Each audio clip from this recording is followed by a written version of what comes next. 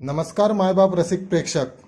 आपल्या मुलीने प्रियकराचा नाद सोडावा व त्या प्रेम प्रकरणातून बाहेर पडावं म्हणून एका दाम्पत्याने मांत्रिकाच्या आहारी जात तावीज बांधून मंत्रवलेल्या विट्या रायगड जिल्ह्यातील ताडगाव येथील सार्वजनिक विहिरीत टाकल्याची घटना 11 मे रोजी घडली होती. या प्रकरणात रेवदंडा पोलिसांनी या दाम्पत्यानंतर मांत्रिकालाही आता गजाआड केले आहे. ये तो होना ही था, बकरी की अम्मा आखिर कब तक खैर मनाती. सदर प्रकरणातील अखलाक खान आणि त्याची पत्नी यांना पोलिसांनी आधीच अटक केली होती.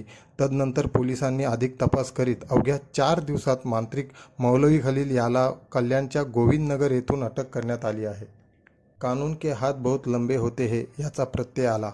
गावच्या सार्वजनिक विहिरींचे पाणी दूषित करून लोकांच्या मनात भीती व दहशत निर्माण होईल असे अघोरी कृत्य केल्याप्रकरणी संशयित दाम्पत्याविरोधात ग्रामस्थांमार्फत रेवदंडा पोलीस ठाण्यात तक्रार देण्यात आली होती. त्यानुसार गुन्हा दाखल होऊन तपासानंतर आधी दाम्पत्य आणि त्यानंतर मांत्रिकाला गजाआड केले आहे. या प्रकरणात रेवदंडा पोलीस अधिक तपास करीत आहेत. लक्षात घ्या, इथे एक गोष्ट आवर्जून नमूद करावीशी वाटते, ती म्हणजे अनोळखी व्यक्ती म्हणून त्या जोडप्यानं जे कृत्य केलं त्यामुळे बराचसा संभ्रम निर्माण झाला. असं करताना त्यांना ग्रामस्थांनी रंगेहात पकडले, त्यामुळे ताडगावच्या ग्रामस्थांचं कौतुक आहेच.